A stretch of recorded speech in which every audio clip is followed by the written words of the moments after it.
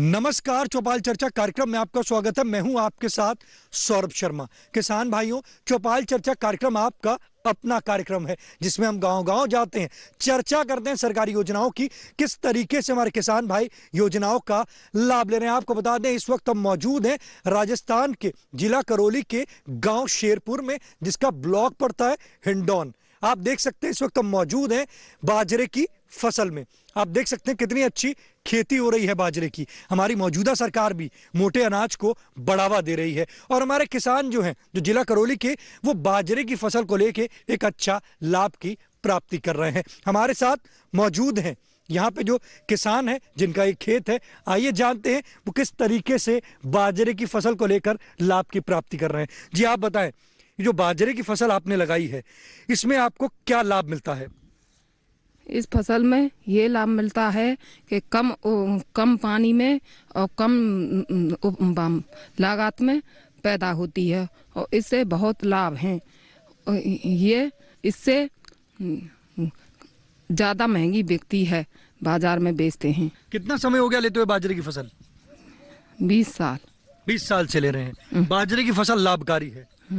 देखिए, हमारे महिला किसान कह रही हैं कि जो बाजरे की फसल है वो बहुत लाभकारी है और वो ये भी कह रही हैं कि इससे उनकी जो मंडी में लेके जाते हैं तो उनको उससे एक अच्छे दाम मिलते हैं। अगर आप भी अब तक मोटे अनाज नहीं ले रहे तो आप भी मोटा अनाज ले और इससे लाभ की प्राप्ति करें। आइए चलते हैं चौपाल में।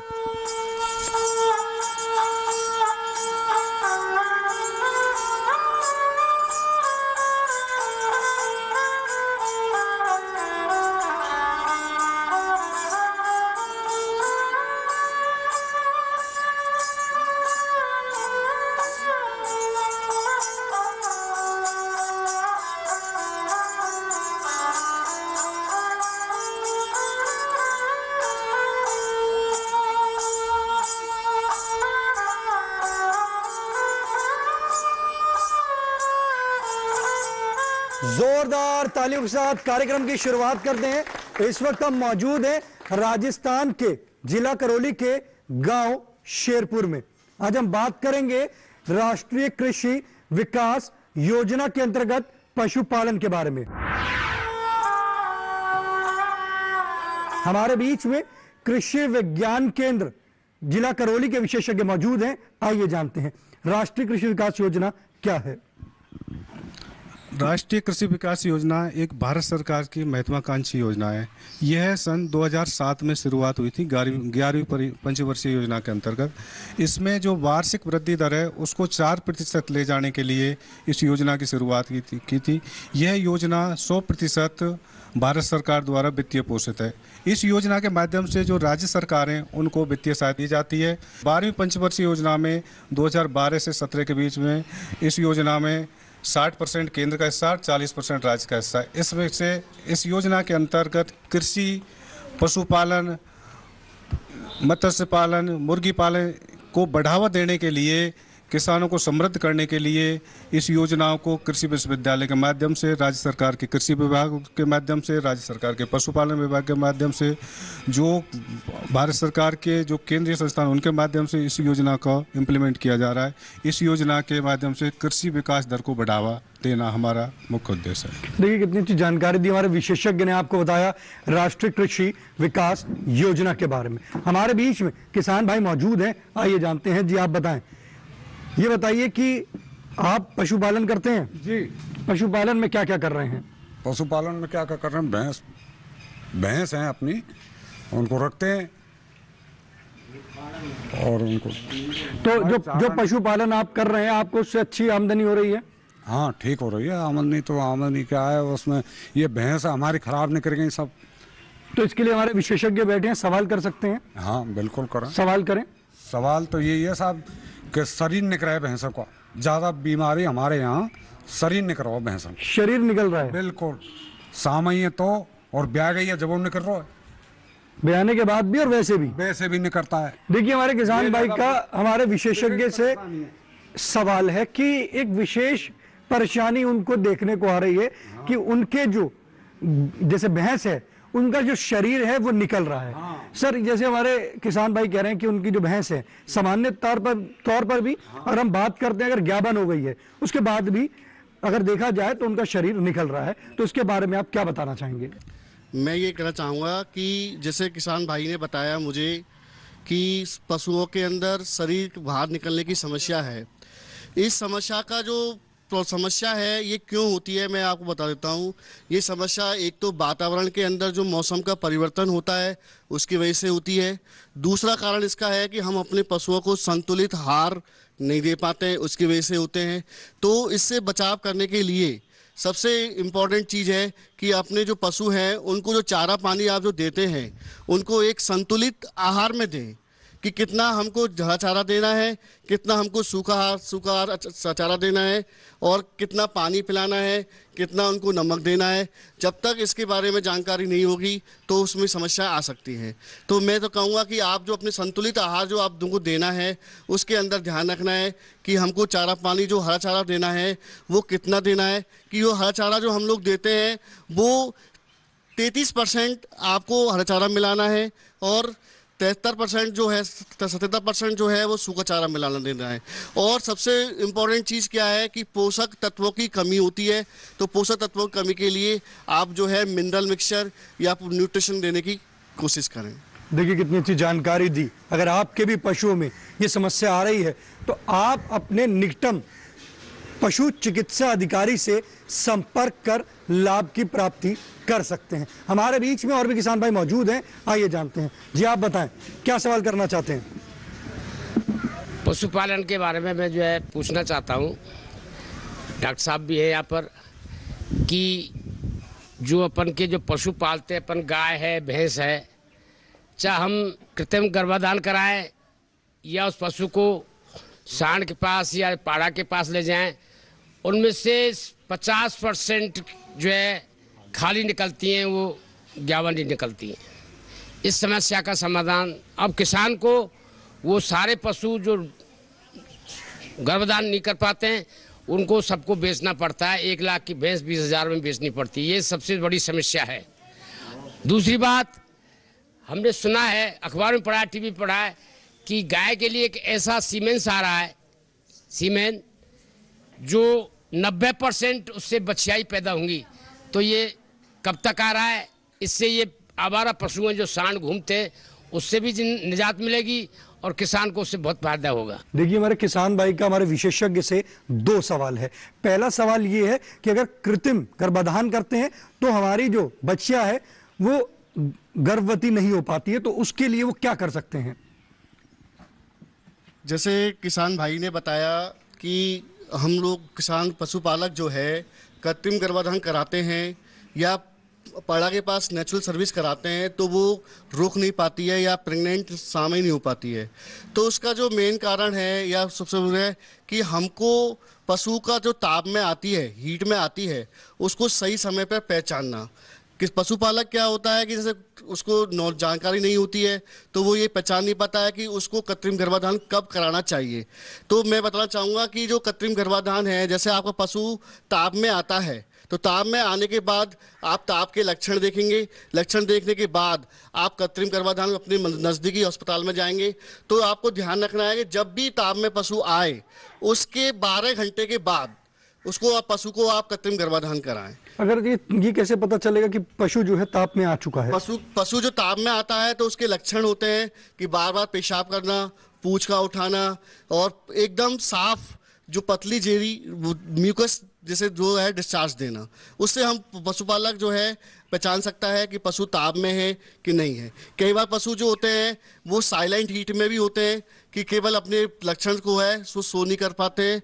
तो लक्षण को शो करने के लिए, दिखाने के लिए या देखने के लिए भी आप पशुपालक को क्या होगा, सिंसियर रहना पड़ेगा या देखना पड़ेगा कि हमारा पशु ताप में है कि नहीं। और दूसरा सवाल उनका ये था कि वो सेक्स सीमन के बारे में पूछना चाह रहे थे कि जो बच्चियां है 90% तक उनकी उसमें बच्चियां ही हो, बछड़ा ना हो, तो उसके लिए हमारे किसान भाइयों को बताइए। ऐसा है, अभी राज्य सरकार से ऐसी योजनाएं है नहीं, पर जैसे राज्य सरकार ने हमको एक सूचना दे रखी है कि यदि किसी भी पशुपालक को यदि उससे संबंधित जिसमें केवल बछिया हो या पड़िया हो, उससे संबंधित आपको यदि कृत्रिम गर्भाधान कराना है तो उसका नाम आपको भेजना पड़ेगा। तो उसकी जो सूचना है वो हम ऊपर अधिकारी को भेजेंगे तो वो उनको उपलब्ध कराया जाए। तो उनको किससे संपर्क करना पड़ेगा?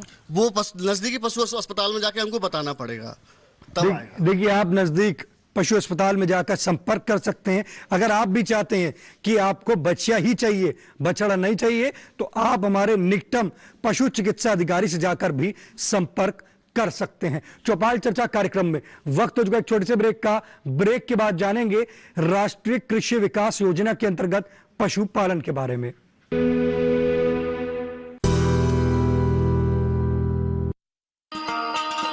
किसान भाइयों, गांठ बांध लो, गांठ बांध लो, बात बहुत है काम की, समृद्धि के पैगाम की। मिट्टी के मिजाज को समझो, मिट्टी के हर राज को समझो, मिट्टी की तुम जांच कराओ, मुफ्त सॉइल हेल्थ कार्ड ले जाओ। कभी मुनासिब बीज लगाओ, सही किस्म की खाद ले आओ, जितनी जरूरी उतनी डालो, सही मात्रा खुद पहचानो, इसको अपना मंत्र बना लो, मिट्टी की सेहत को जानो। बात बहुत है काम की, कम लागत अधिक वरदान की। किसान भाइयों, गांठ बांध लो, आज ही मिट्टी की जांच कराएं, राज्य सरकार के कृषि अधिकारी से संपर्क करें और मुफ्त में सॉइल हेल्थ कार्ड पाएं। कृषि और किसान कल्याण मंत्रालय द्वारा किसान हित में जारी। हर जोखिम से निकल कर फसल आए, सुरक्षित हो जाए, फसल बीमा से हर किसान अब आत्मनिर्भर हो जाए। अब सूखा पड़े या बाढ़ आ जाए, कोई डर नहीं। अब ओले पड़े या कीट पतंगे फसल खा जाए, कोई फिक्र नहीं। अब कैसी भी आपदा हमारी फसल पे आ जाए, क्षति होने पर हमारे दावों का उचित भुगतान मिलता है, क्योंकि हमने लिया है प्रधानमंत्री फसल बीमा। बुआई से फसल कटाई तक हर जोखिम का दावा, न्यूनतम प्रीमियम पर अधिकतम भुगतान का वादा। योजना से हर साल जुड़ रहे हैं 5 करोड़ से ज्यादा किसान। अब आपकी है बारी। नजदीकी कृषि कार्यालय, सहकारी समिति, बैंक शाखा, अधिकृत बीमा कंपनी या जन सेवा केंद्र में स्वेच्छा से करा सकते हैं पंजीकरण। फसल बीमा पोर्टल या फसल बीमा ऐप द्वारा भी किया जा सकता है पंजीकरण। प्रधानमंत्री फसल बीमा योजना, आपकी फसलों का संपूर्ण सुरक्षा कवच। कृषि एवं किसान कल्याण मंत्रालय, भारत सरकार।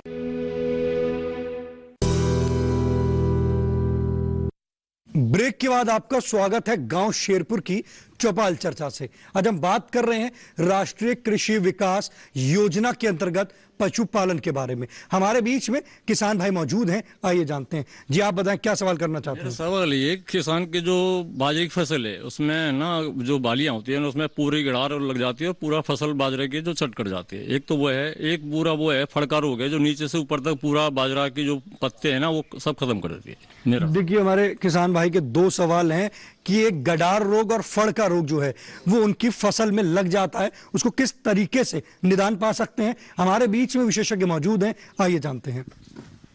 जैसा कि अभी किसान भाई ने बताया कि इनके यहाँ इस क्षेत्र में ज़्यादातर समस्या खरीफ में जो आती है वो फड़का की आती है। फड़का जिसे हम इंग्लिश में कह सकते हैं कि वो एक ग्रास ऊपर एक इंसेक्ट है, कीड़ा है। इस कीड़े की रोकथाम के लिए हम किसानों को बार बार ये कहते हैं कि आप अपने खेतों की जो जुताई है वो गर्मियों में गहरी जुताई करें। हमने कई किसानों से इस बारे में चर्चा भी की, लेकिन किसान क्या करते हैं कि गहरी जुताई के बजाय उथली जो जुताई होती है वो करवाते हैं। तो मैं आज इस डीडी किसान के माध्यम से किसानों को संदेश देता हूँ कि कम से कम ग्रीष्मकालीन जो जुताई होती है, जिसको हम गर्मी की जुताई कहते हैं, तो वो कम से कम आप 2 से 3 बार अपने खेतों की करवाएं। कारण क्या है कि जैसे ही आपकी रबी की फसल जब आप लेते हैं उसके बाद में जो इसके अंडे, लार्वा या प्यूपा, जो इनकी अलग अलग अवस्थाएं होती है, वो ज़मीन में 15 सेंटीमीटर की गहराई के बाद तक, ठीक है, मिट्टी में ऐसे ऐसे के पड़े रहते हैं। जब आप ग्रीष्मकालीन जुताई करते हैं तो ये सब हल्के साथ, मतलब आप गहरी जुताई करते हैं तो ये मिट्टी के साथ साथ ऊपर आ जाते हैं। ऊपर से जब तेज़ धूप पड़ती है तो कुछ तो वहाँ नष्ट हो जाते हैं। उसके बाद में जो भी आपके किसान मित्र पक्षी होते हैं वो इनको चट कर जाते हैं अपने खेत से, ठीक है। ये तो रहा मतलब आपका प्राकृतिक तरीका, या फिर आप इनको कह सकते हैं शस्य क्रियाओं के द्वारा। अगर यहाँ भी कंट्रोल नहीं होता है तो आप क्या करें, जब बाजरे की बुआई करते हैं उससे पहले आप अपने खेत की जो मेड़ होती है, ठीक है, वहाँ पे 25 किलोग्राम प्रति हेक्टेयर के हिसाब से क्यूनाल फास्ट डस्ट आती है, आप उसका भुरकाव करें। और ये सभी किसानों को एक साथ करना होगा। अगर एक किसान करता है तो उसके वहाँ से वो फड़ के दूसरे खेत में चले जाएंगे, और जब क्यूनाल फास्ट का जो कहते हैं टॉक्सिक इफेक्ट कम हो जाएगा, वो वापस पुनः उस खेत में आ जाएंगे। तो इसके लिए किसानों को एक साथ जो है क्यूनाल फास्ट डस्ट का भुरकाव करना होगा। फसल के दौरान जब खड़ी फसल में जब आपके फड़का आता है तो उस टाइम में आपको एक रासायनिक पदार्थ आता है जिसका नाम है साइपरमेथ्रिन। आपको साइपरमेथ्रिन का स्प्रे करना होता है, जिसकी मात्रा हम किसानों को सजेस्ट करते हैं वो है 30 ml पर टंकी के हिसाब से, ठीक है। ये फड़के का बहुत अच्छा मतलब कह सकते हैं कंट्रोलिंग मेजर है, यानी कि उससे आप उसको पूरी तरह से कंट्रोल कर सकते हैं। देखिए कितनी अच्छी जानकारी दी हमारे विशेषज्ञ ने, आपको बताया किस तरीके से अगर आपके भी बाजरे की फसल में बीमारी लग गई है तो उसका आप किस तरीके से निदान पा सकते हैं। हमारे बीच में और भी किसान भाई मौजूद हैं, आइए जानते हैं। जी आप बताएं, क्या सवाल करना चाहते हैं? मैं ये पूछना चाहता हूं कि किसान को समृद्ध बनाने के लिए कौन कौन सी नस्ल की गाय रखी जाए, भैंस रखी जाए, जिससे बाजार में हमको अधिक दूध उत्पादन हो। देखिए हमारे किसान भाई का सवाल है कि कौन सी नस्ल का चुनाव करें भैंस और गाय में, जिससे उनको अच्छा दूध का उत्पादन मिले। किसान नस्ल का चुनाव उसके खुद के ऊपर है। नस्ल ऐसी कोई फैक्ट्री नहीं है दुनिया की जो अच्छी नस्ल बनाती हो। किसान खुद की नस्ल खुद ही तैयार कर सकता है।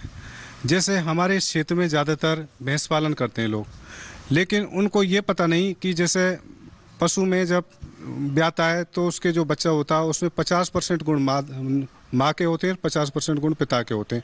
लेकिन वो इस चीज़ को जब भूल जाता है, जब पशु को ज्ञापन कराता है, जब चाहे वो नेचुरल गर्भाधान कराता हो चाहे आर्टिफिशियल कराता हो, लेकिन इस चीज़ को बिल्कुल ही भूल जाता है कि गांव का कोई आवारा पाड़ा होता है, आवारा सांड होता है, उससे उसको क्रॉस करा देता है।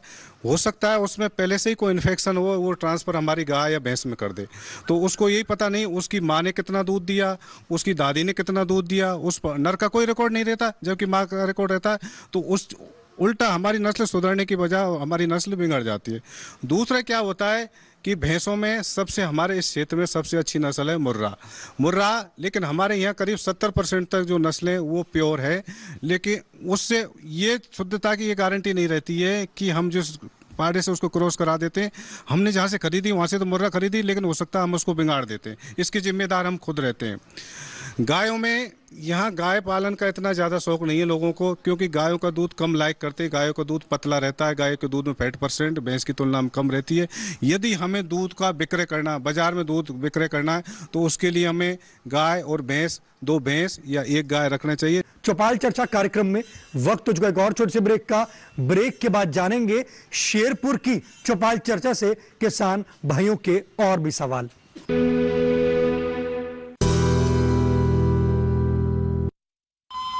अरे सुन तो। मुझे क्या सुनाना चाहते हो? जो सुनाओ मेरी सौतन को। किसको? अरे वही तुम्हारा मोबाइल फोन जिससे सुबह शाम दिन रात चिपके रहते थे और कहते थे किसान कॉल सेंटर से बातें हो रही हैं। अच्छा ये बात है। हाँ क्यों, क्या हुआ?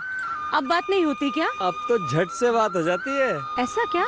हाँ, अब तो ज्यादा लाइनें और खास तकनीक के कारण खेती के माहिरों से तुरंत बात हो जाती है।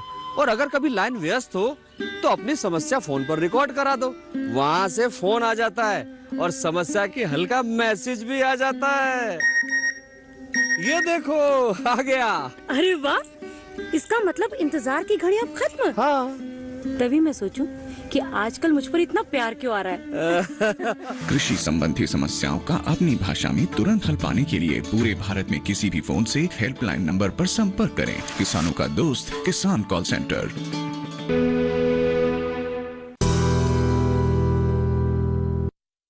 ब्रेक के बाद आपका स्वागत है गांव शेरपुर की चौपाल चर्चा से। आज हम बात कर रहे हैं राष्ट्रीय कृषि विकास योजना के अंतर्गत पशुपालन के बारे में। हमारे बीच में महिला किसान मौजूद हैं, आइए जानते हैं। जी आप बताएं, क्या सवाल करना चाहते हैं? भैंस गर्भवती हुए पड़ी भैंस पड़िया सब बच्चा फेंक दें समय से पहले। समय से पहले। देखिए महिला किसान का एक सवाल है कि उनकी जो बच्चियां है, जो गर्भवती होती है, वो समय से पहले बच्चे को बाहर निकाल देती है। हमारे बीच में विशेषज्ञ मौजूद हैं, आइए जानते हैं।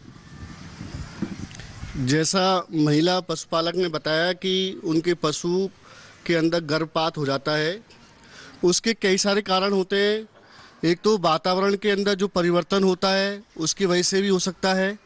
दूसरा जो कारण है वो है संतुलित आहार। हम लोग जो पशुओं को आहार देते हैं, चारा पानी देते हैं, उसके अंदर क्या करते हैं कि जो कीटनाशक दवाई मिलाते हैं उनका टॉक्सिक इफेक्ट होता है, जिससे क्या है पशु को रोग हो जाते हैं और पशु क्या करता है गर्भपात भी हो जाता है। देखिए कितनी अच्छी जानकारी दी हमारे विशेषज्ञ ने बताया कि अगर आपकी जो बच्चियां है अगर समय से पहले पशु को बाहर निकाल रही है गर्भवती होने के बाद, तो आप अपनी चारे वाली फसल में कीटनाशक का इस्तेमाल ना करें। हमारे बीच में महिला किसान मौजूद हैं, क्या सवाल करना चाहती हैं आइए जानते हैं। जी आप बताएं क्या सवाल करना चाहते हैं। ये लंपी बीमारी है, ये राजस्थान में ये क्यों हो रही है? देखिए हमारी महिला किसान का सवाल है कि जो राजस्थान में लंपी स्किन डिजीज जो फैल रही है वो किस प्रकार से फैल रही है और ये बीमारी क्या है। हमारे बीच में विशेषज्ञ मौजूद हैं, आइए जानते हैं। लंपी स्किन डिजीज ये एक तरह से अभी लेटेस्ट बीमारी आई है पशु में। इसका कारण है वायरस। ये लंपी स्किन ये वायरस से होती है। वायरस की प्रजाति है लोपरी पॉक्स, कैप्री पॉक्स वायरस, जिसके अंतर्गत 3 प्रजाति है, गॉट पॉक्स वायरस और शीप पॉक्स वायरस, इसके माध्यम से फैलती है। अब इसका सबसे बड़ा इसके जो रोग के जो लक्षण होते हैं, इसमें क्या होता है पशु को, ये ज़्यादातर गायों में आ रही है बीमारी, भैंसों में इतना इसका अभी अटैक नहीं है। तो शुरुआत में पशु को एकदम से तेज बुखार आता है, उसकी आँख और नाक से एक तरह से श्रवण निकलता है, मुँह से लार आती है। तो पशु का एक जैसे वृद्धिरत पशुओं में क्या होता है उसकी वृद्धि रुक जाती है, और जो दूध उत्पादन वाले पशु हैं उनसे उनका दूध उत्पादन रुक जाता है। इसमें बचाव के इसके सबसे बड़े उपाय हैं कि एक दूसरे ये क्या कांटेक्ट से आती है। जैसे कोई पशु डेयरी में कोई आदमी काम कर रहा है और वहाँ से वो निकल करके दूसरी जगह जाएगा तो निश्चित ये बीमारी दूसरी जगह चली जाएगी। यदि ये चारे के माध्यम से, पानी के माध्यम से ये फैलती है बीमारी, तो इसका सबसे बड़ा है कि पशु को एक दूसरे के कांटेक्ट, हमारी जो पशुशाला है उसमें हम किसी अन्य व्यक्ति को नहीं आने दें। तो ये बचाव का उपाय, जो दूसरे से चारा पानी है वो किसी एक पशु का दूसरे पशु को नहीं खिलाएं इससे। और हमारी पशुशाला की सफाई सोडियम हाइपोक्लोराइड 2% के घोल से सफाई करें। यदि हम जिन पशुओं का दूध पी रहे हैं उनको 75 डिग्री सेंटीग्रेड तापमान पर गर्म करके ही दूध पशु का पीना चाहिए। आज हम इसमें कोई स्पेशली इसका टीका नहीं आया है, इसमें हम जो बकरियों में जो चेचक की बीमारी होती है, पशु बीमारी होती है, उसी टीके को उसमें लगवाते। तो हमारा सबसे है कि अपने पशु को बचाव के लिए अपने जो टीकाकरण को अपनाएं। देखिए कितनी अच्छी जानकारी दी हमारे विशेषज्ञ ने आपको बताया लंपी स्किन डिजीज के पहचान और ये किस तरीके से फैल रही है और आप इसका बचाव किस प्रकार से कर सकते हैं। आप अपने पसंदीदार कार्यक्रम चौपाल चर्चा को अब आप डीडी किसान के YouTube चैनल पर भी देख सकते हैं। टीवी पे दिए गए QR कोड को स्कैन करें। आज के गांव शेरपुर की चौपाल चर्चा से बस इतना ही। फिर होगी आपसे मुलाकात एक नए गांव, एक नए विषय के साथ। तब तक हमारी पूरी टीम को दीजिए इजाजत। आप देखते रहिए दूरदर्शन किसान। नमस्कार।